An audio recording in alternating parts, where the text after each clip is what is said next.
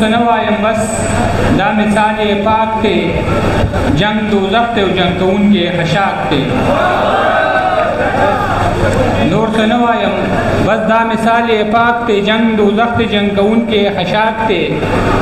او د یو بل په طرقې دومره خفه یو، دوکانونه کې قات شوي په ترلاک کې.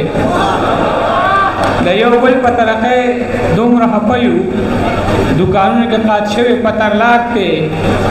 په لاهور کې چې مردار شي نو شهید شي، پښتونخوا کې چې شهید شي نو هلاک دی.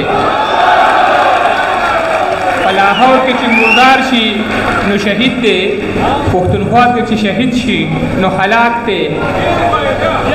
په لاهور کې چې څوک په لاهور کې چې مردار شي نو شهید شي، پښتونخوا کې چې شهید شي نو هلاک دی.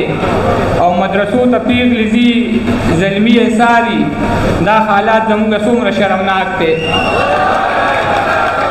او ستا لیونې به ستا په غېږ کې په دا رنګ مړ وي لکه د بلې لمبې خوا کې چې پتنګ مړ وي. او زما د مینې احساس ستا په زړه کې داسې مړ دی لکه د ښار پردو کوڅو کې چې ملنګ مړ وي. او هغه سړي ته که څوک مړ وایي نو بد به کوي چې کوم سړی د پښتنې خاورې په جنګ مړ وي.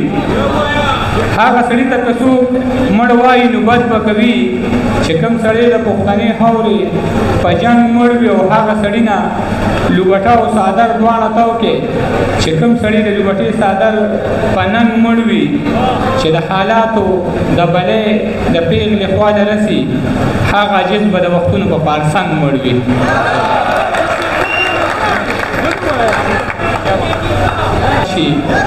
او د پیوندونو پکې شمار نه و، یقین دې کېږي زما د مور یو لوګټه وه ما ته اوس هم یاد شي. د پیوندونو پکې شمار نه و، یقین دې کېږي زما د مور یو لوګټه وه ما ته اوس هم یاد شي. او د سقاط پیسې نوي مولیان ورله نږدې نه راتله، زما د پلار چې جنازه وه ما ته اوس هم یاد شي. او په ځان باندې مې شک د بې وفا غوندې راځي، ګمان مې په هر ښکلي د اشنا غوندې راځي. او په ډک ډک بازارونو کې خالي لاسونه ګرځم، د خپلې بېوسۍ پورې خندا غوندې راځي. په ډک ډک بازارونو کې خالي لاسونه ګرځم، د خپلې بېوسۍ پورې خندا غوندې راځي. ته غوږ کېږده بچیه چې دا بیا چېرته اوربل دی، دا چغې خو زموږ د پښتونخوا غوندې راځي.